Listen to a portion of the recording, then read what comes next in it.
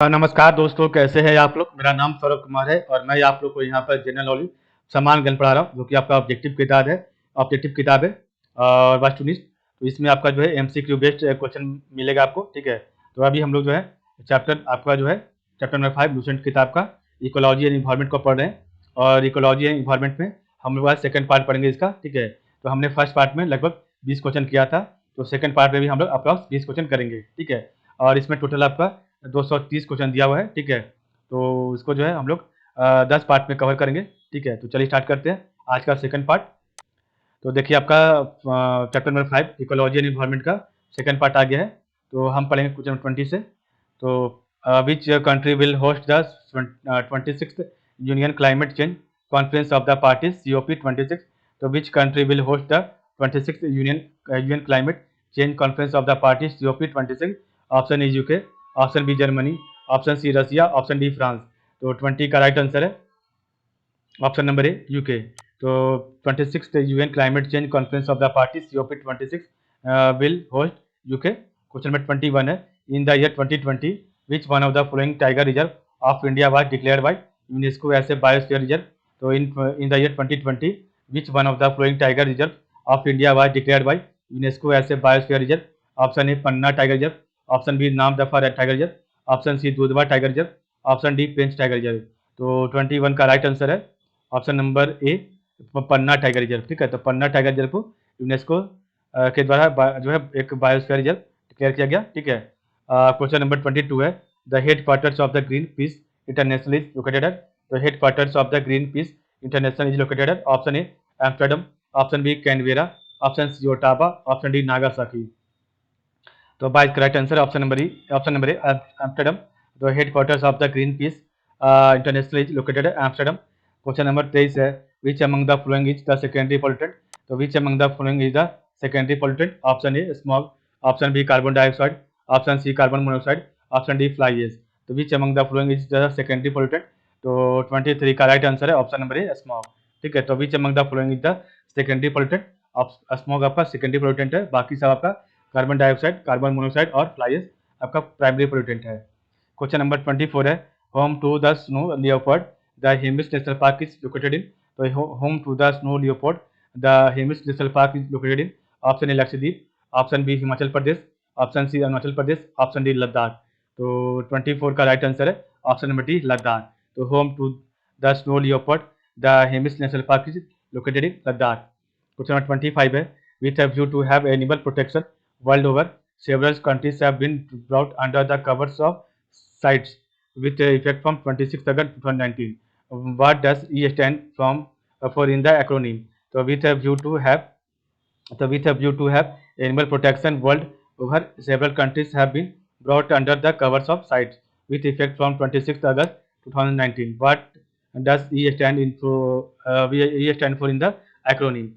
तो option a है endangered, option b है इवोल्यूशनरी, ऑप्शन सी है इको फ्रेंडली, ऑप्शन डी है इन्वायरमेंटल। तो 25 का राइट आंसर है ऑप्शन नंबर ए इंडेंजर्ड, ठीक है। क्वेश्चन नंबर 26 है, which of the following is an international agreement between government that aim to ensure that international trade specimens of wild animals and plant do not threaten their survival? तो which of the following is an international agreement between government that aims to ensure that international trade specimens of wild animals and plant does not threaten their survival? Option A CITES, option B BRICS, option C OPEC, option D GATT। तो 26 का right answer है option number A CITES, ठीक है।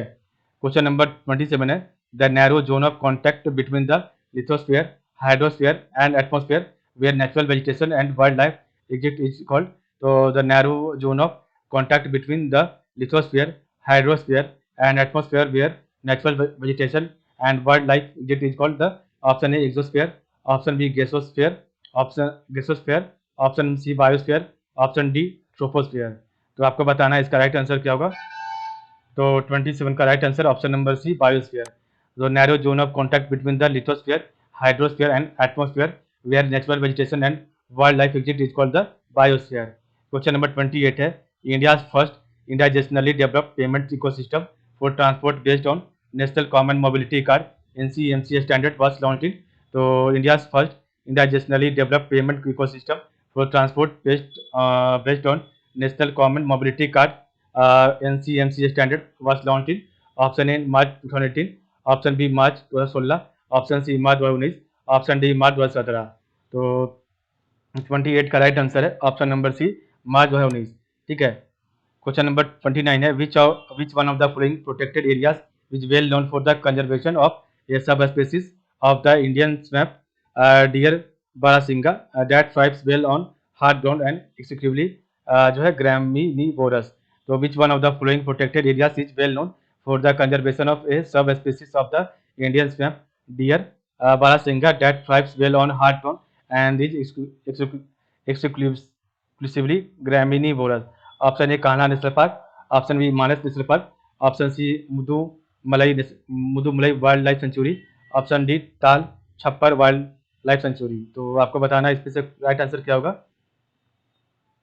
तो 29 का right answer option number A Kanha National Park. ठीक है, 1 minute. Question number 30 है which of the following are the impacts of global warming. तो which of the following are the impacts of global warming. Option आपका statement 1 है rise in sea level, statement 2 है melting of glacier, statement 3 है spread of disease और statement 4 है bleaching of coral reefs. तो select the correct answer using the codes given below. तो आपका option a है 1 2 3 ओनली, ऑप्शन बी है 2 and 3 only, option c है 1 3 एंड 4 ओनली, ऑप्शन डी है 1 2 3 एंड 4 ओनली। तो आपको बताना है select the correct answer using the codes given below. तो 30 का राइट आंसर है ऑप्शन नंबर डी 1 2 3 4। तो which of the following are the impacts of global warming, rise in sea level, melting of glacier, spread of disease and 4 आपका bleaching of coral reef. ये चारों होगा आपका जो है आंसर। क्वेश्चन नंबर 31 है arrange the following events. तो arrange the following event in chronological order and select the correct answer from the codes given below. तो arrange the following events in chronological order and select the correct answer from the code given below. अब पहला statement है रियो अर्थ summit, दूसरा summit है आपका statement 2 है आपका publication of Brundtland commission report, तीसरा आपका स्टेटमेंट है इन्फोर्समेंट ऑफ मॉन्ट्रियल प्रोटोकॉल, चौथा स्टेटमेंट है publication of the limit of growth report. तो आपको बताना है इसको अरेंज करना है। ठीक है, तो सबसे पहले कौन आया था। ठीक है, तो arrange the following events in chronological order and select the correct answer from the codes given below. तो ऑप्शन पहला है 1432, दूसरा ऑप्शन है 4231, तीसरा ऑप्शन है 4321 और ऑप्शन डी है 4132।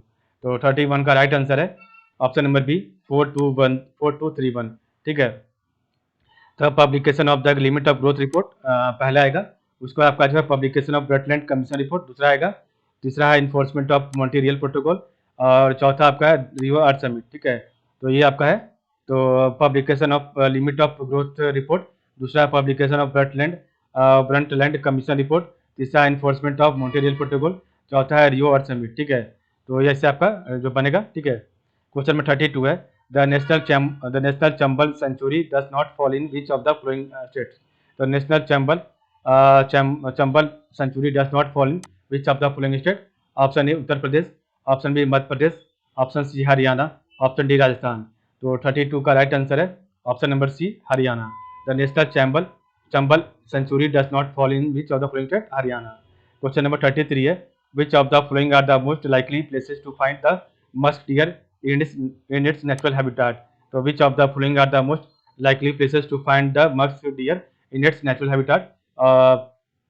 तो आपका स्टेटमेंट 4 स्टेटमेंट दिया है। तो पहला स्टेटमेंट है अशोक वाइल्ड लाइफ सेंचुरी, दूसरा है गंगोत्री नेशनल पार्क, तीसरा है किशनपुर वाइल्ड लाइफ सेंचुरी, चौथा है मानस नेशनल पार्क। तो select the correct answer using the code given below. तो ऑप्शन ए है 1 एंड 2 ओनली, ऑप्शन बी है 2 एंड 3 ओनली, ऑप्शन सी है 3 एंड 4 ओनली, ऑप्शन डी है 1 एंड 4 ओनली। तो आपको बताना है which of the following are the most likely places to find the musk deer in its natural habitat. तो 33 का right answer है option number A 1 and 2 only. तो Ashok wildlife sanctuary and Gangotri National Park. ठीक है, जहाँ पर आपका जो है मस्क डियर पाया जाता है। ठीक है, क्वेश्चन नंबर 34 है which one of the following is not a biomass energy sources. तो which one of the following is not a biomass energy source. Option A wood, option B nuclear reactor, option C gobar gas, option D coal. तो आपको बताना है which one of the following is not a biomass energy source. तो 34 का right answer option में भी nuclear reactor. Question number आपका 35 है Keppel island. Keppel island is completely bleached mainly due to the expansion of. तो Keppel island is completely bleached mainly due to the expansion of. Option A starfish, option B blue whale, option C octopus, option D seahorse. तो Keppel island is completely bleached mainly due to the expansion of. तो 35 का right answer option number C octopus. ठीक है. Question number 36 है, the idea of ecological succession. The idea of ecological succession was first formally point by. तो the idea of ecological succession was first formally point by. Option A Charles Darwin, option B Clements, option number C sir A Tansley, option D Imberlin. तो आपको बताना है 36 का right answer क्या है. तो इसका right answer option number B Clements. ठीक है. क्वेश्चन नंबर 37 है और इस पार्ट का आखिरी क्वेश्चन है. Green strategic partnership was enter into on 28 September 2020 between India and. तो green strategic partnership was enter into on 28 September 2020 between India and. Option A Nepal, option B Bhutan, option C Germany, option D Denmark. तो 37 का right answer option number D Denmark. ठीक है. तो इस प्रकार हमने जो है चैप्टर नंबर 5 का पार्ट नंबर 2 कंप्लीट कर लिया है. कल हम इसका पार्ट नंबर 3 पढ़ेंगे. ठीक है. तो आज के लिए बस इतना ही. आप लोग का बहुत बहुत धन्यवाद.